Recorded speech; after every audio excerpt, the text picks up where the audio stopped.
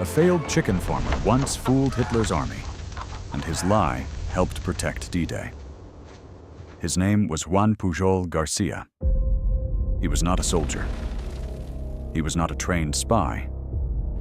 He was an ordinary man from Spain who hated fascism and wanted to fight back. So he went to the British. He offered to become a spy. They rejected him. But Pujol did not walk away. He did something far more dangerous. He went to the Germans and convinced them he wanted to work for Hitler.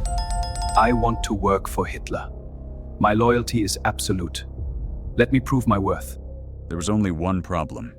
He told them he was spying from London, but he had never even reached Britain.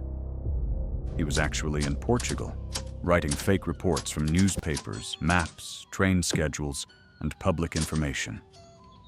Then he created something even bigger, a spy network. But none of it was real. Fake agents, fake locations, fake messages, fake secrets. And somehow, the Germans believed him. Later, British intelligence realized what he had built. This time, they brought him in. They gave him a code name, Garbo. By 1944, the Allies were preparing for D-Day. The real invasion would land in Normandy. But Germany had to believe the main attack was coming somewhere else. So Garbo helped build one of the greatest deceptions of World War II. He sent reports about fake armies, fake movements, fake plans near Pas-de-Calais.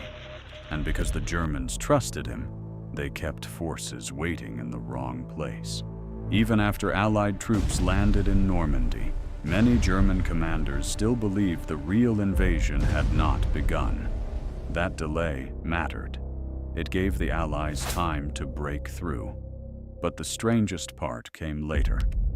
Germany trusted Garbo so much. They awarded him the Iron Cross. Britain honored him too.